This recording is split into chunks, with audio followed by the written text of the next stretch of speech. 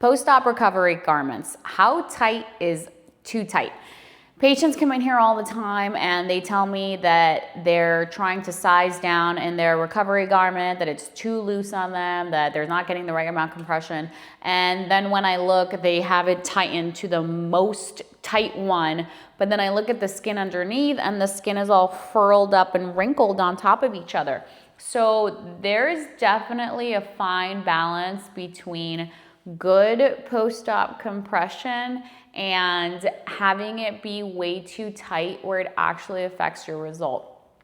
In the early post-op period, those first few days, you can actually have your compression garment be so tight that it actually decreases blood flow to the skin and causes that skin to die. It's very rare, but it can happen. So you should be really careful in the first few days on how tight you put it on. And then it comes down to that issue of just comfort.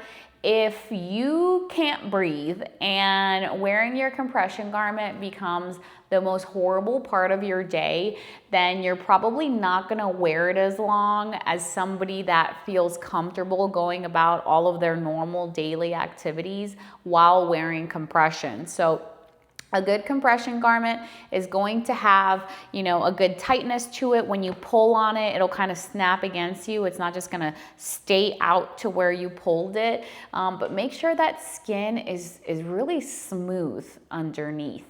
And if you're having a hard time with your compression, or you've already spent a lot of money and your compression is maybe a little bit too big, you can always put lipofoam into the areas where you had the lipo, and that's gonna help bulk you up a little bit so that a bigger compression garment can still fit.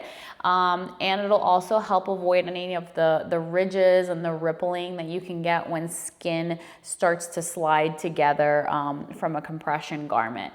Another thing I always tell patients, if they're feeling too itchy in the compression garment, is to put on a light tank top underneath the compression garment. So that way the part that touches their skin is the tank top, not just the constant rubbing of that thicker fabric. And if you only have one compression garment, it's gonna be really tough to keep it clean and to put it on post-shower. So maybe invest in at least 3 to 4 that you can rotate, and then you can wear the ones that are like maybe a little bit looser at night, so that way you can sleep well and you're not tossing and turning because that compression garment is digging into you.